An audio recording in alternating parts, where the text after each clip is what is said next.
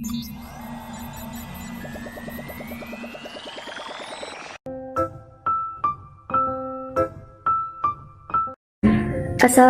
warahmatullahi wabarakatuh. Salam sejahtera bagi kita semua. Kami dari kelompok 1 pada pertemuan kali ini akan memaparkan materi dengan judul Hakikat, Konsep, dan Keterampilan Presentasi. Sebelum memasuki sesi pemaparan materi, saya akan memperkenalkan masing-masing nama anggota saya. Saya Putri Pematalika selaku ketua dari kelompok 1. Yang kedua adalah Nisa Widiawati. Yang ketiga Intan Apriliasari. Yang keempat Juwita Pangesti, yang kelima Linda Safitri, yang keenam Luffy Permata Putri, yang ketujuh Rosmalia Firzani, dan yang kedelapan Zahra Firlia. Yang pertama, pengertian dan hakikat presentasi. Presentasi merupakan kegiatan berbicara di depan banyak orang atau salah satu bentuk komunikasi. Presentasi juga dapat diartikan menjadi topik pengajuan kegiatan, pendapat, atau informasi kepada orang lain. Selanjutnya, definisi presentasi menurut beberapa para ahli. Yang pertama, menurut Tri Widodo dan Joko Kristanto, pengertian presentasi merupakan suatu bentuk laporan lisan mengenai suatu fakta tertentu kepada komunikan. Yang kedua, menurut Erwin Sutomo, presentasi merupakan sebuah kegiatan aktif di mana seorang pembicara menyampaikan dan mengkomunikasikan ide serta informasi kepada sekelompok audiens. Yang terakhir, menurut Terace Triwahyuni dan Abdul Qadir, presentasi merupakan kegiatan yang penting dalam mengkomunikasikan sebuah gagasan kepada orang lain dengan tujuan, misalnya untuk menarik audiensi agar membeli produk, menggunakan jasa, ataupun untuk kepentingan orang lain. Selanjutnya, agar presentasi berjalan secara efektif, ada beberapa hal yang perlu kita perhatikan, antara lain, yang pertama, menarik minat dan perhatian peserta. Yang kedua, mengarahkan perhatian peserta. Yang ketiga, mempertahankan minat dan perhatian peserta. Yang keempat, menjaga kefokusan pada presentasi yang kita sajikan. Dan yang kelima, menjaga etika atau kode etik. Konsep presentasi. Konsep presentasi itu mempunyai 3 persyaratan. Yang pertama, sistematis. Dalam hal ini, Anda harus mencari dan menyusun urutan sebab akibatnya itu yang sangat jelas. Yang kedua, logis dan berbobot.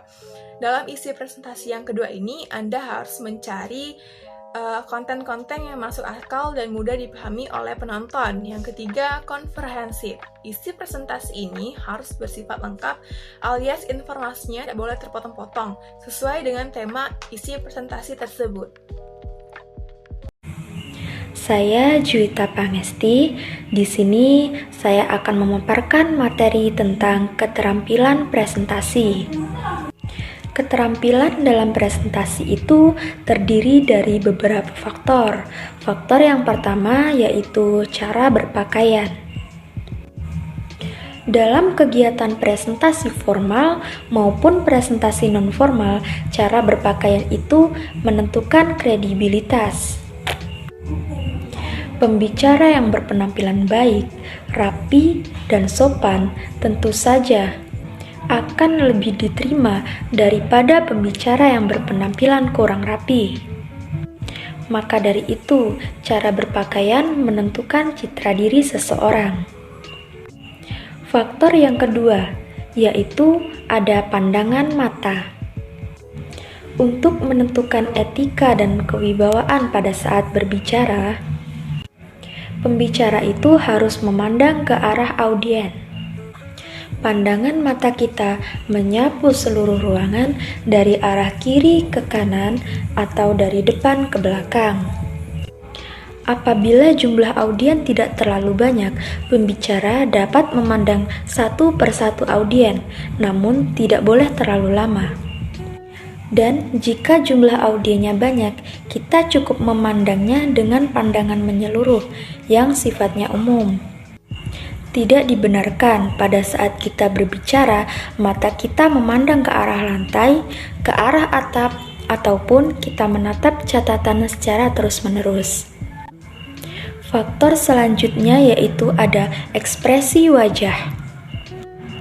Dalam presentasi memang mengandalkan kata-kata dalam penyampaian informasi kepada audiens. Namun, dalam penyampaian informasi akan lebih efektif apabila disertai dengan ekspresi wajah. Ekspresi wajah akan mengikuti isi pembicara seperti gembira, sedih, terkejut, ataupun bahagia. Kita lanjut ke faktor selanjutnya, yaitu ada sikap tubuh. Pada saat presentasi, sikap tubuh kita dapat berdiri dan dapat juga dengan duduk. Apabila jumlah audiennya sedikit, kita bisa melakukan presentasinya dengan posisi berduduk. Namun, jika audiennya banyak, sikap pembicara diharapkan untuk berdiri. Kita lanjut ke faktor berikutnya. Faktor berikutnya yaitu suara. Suara merupakan faktor terpenting dalam presentasi. Oleh karena itu, suara harus mendapatkan perhatian yang lebih besar. Setiap orang memiliki suara yang berbeda-beda, seperti merdu, nyaring, lemah, lembut, dan sebagainya. Namun, kita juga tidak bisa menyalahkan siapapun karena suara adalah bawaan sejak lahir. Namun, untuk dapat berpresentasi dengan baik, pembicara harus berlatih. Latihan di sini mencakup bagaimana mengeluarkan suara yang jelas, tidak monoton, dan bersemangat. Faktor yang terakhir yaitu bahasa. Dalam melakukan presentasi, si pembicara itu harus menggunakan bahasa yang baku ataupun bahasa yang formal. Penggunaan bahasa sehari-hari ataupun bahasa pergaulan tentu saja akan menurunkan tingkat formalitas presentasi kita. Di samping itu, penggunaan bahasa yang tidak formal ataupun tidak baku tentu saja akan menurunkan wibawa kita sebagai pembicara.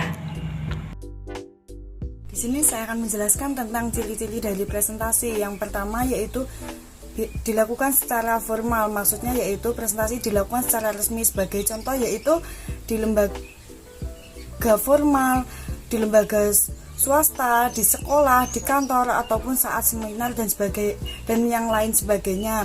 Yang kedua yaitu dipersiapkan secara matang-matang. Maksudnya apa? Di sini dimaksudkan yaitu sebelum melakukan presentasi pasti dipersiapkan semua, antara bahan, media yang digunakan, dan yang lainnya. Yang ketiga yaitu seperti yang sudah saya jelaskan sebelumnya, sebelum melaksanakan presentasi pasti dipersiapkan terlebih dahulu antara tempat, waktu, maupun materi yang akan diberikan kepada audiens. Yang keempat, biasanya dibantu oleh alat-alat peraga atau alat bantu lainnya seperti PC, proyektor, PowerPoint, maupun yang lainnya. Yang kelima yaitu biasanya dibantu oleh seorang moderator. Kenapa diberikan seorang moderator? Supaya pada saat presentasi bisa berjalan sesuai dengan keinginan kita atau bisa berjalan dengan lancar dan audiens tidak merasa jenuh. Yang keenam yaitu biasanya menghendaki adanya pihak lain sebagai sasaran dari presentasi. Yang ketujuh yaitu biasanya diikuti sesi tanya jawab. Ini dilakukan supaya para audiens bisa memahami materi yang disampaikan secara penuh. Yang terakhir yaitu biasanya memiliki tujuan dan target tertentu. Ini dilakukan supaya tidak terdapat salah sasaran. Assalamualaikum warahmatullahi wabarakatuh. Perkenalkan, nama saya Luffy Permata Putri dari kelompok 1 dengan NIM 0602128212650. Jadi saya akan melanjutkan materi yang telah dijelaskan oleh teman saya. Seperti yang di sebelah saya ada bagian-bagian dari presentasi atau orang yang berperan penting dalam presentasi tersebut. Yang pertama ada moderator. Apa sih moderator itu? Moderator ialah orang yang mengelola proses presentasi. Dia yang mengatur, memandu, dan mengawasi jalannya diskusi. Tidak hanya itu, moderatorlah yang bertanggung jawab atas presentasi tersebut dengan tujuan agar presentasi tersebut berjalan dengan baik dan kondusif. Di awal presentasi, pasti kalian tidak asing dengan kata-kata moderator kelompok satunya mana? Moderatornya mana? Moderator, tolong dong. Dari awal proses presentasi sampai penutup presentasi, moderatorlah yang membuka dan menutup presentasi tersebut. Apalagi pada sesi tanya jawab, si penanya pasti akan bilang, saya moderator, saya moderator. Moderator hanya menunjuk siapa yang ingin menanya. Itulah tugas dari moderator. Yang kedua adalah pembicara. Siapa sih pembicara? Pembicara adalah seseorang yang melaksanakan presentasi maupun memberikan informasi. Seperti saya dan teman-teman saya yang lain, dia adalah pembicara dalam presentasi ini. Yang ketiga adalah audiens. Siapa sih audiens? Audiens adalah orang atau kontestan atau pendengar dari presentasi tersebut. Seperti kalian adalah audiens dalam presentasi ini. Kalian sedang menonton video ini melalui YouTube, mendengarkan video ini, kalian juga termasuk audiens dalam presentasi. Yang keempat sekaligus yang terakhir adalah tools. Apa sih itu tools? Tools ialah sarana yang diperankan untuk memberikan sebuah informasi. Contohnya YouTube. Kalian sedang menonton video ini melalui YouTube, atau Zoom meeting untuk berdiskusi, entah kalian ada pertanyaan atau semacamnya. Dan apabila tatap muka, kalian juga bisa menggunakan laptop untuk sarananya, atau proyektor juga untuk menampilkan secara jelas apabila kita tatap muka.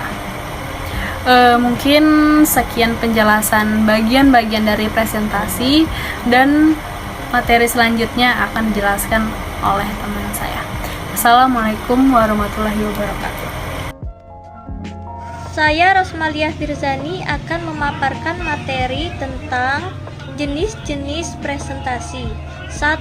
Presentasi dadakan atau impromptu merupakan presentasi yang dilakukan secara mendadak tanpa persiapan apapun, di mana pembicara ditunjuk langsung untuk menyampaikan informasi kepada para pendengar tanpa melakukan persiapan apapun, baik tema pembicaraan ataupun alat bantu lainnya. Kelebihan dari presentasi impromptu yaitu 1. Informasi yang disampaikan pembicara merupakan perasaan langsung dari pembicara. 2.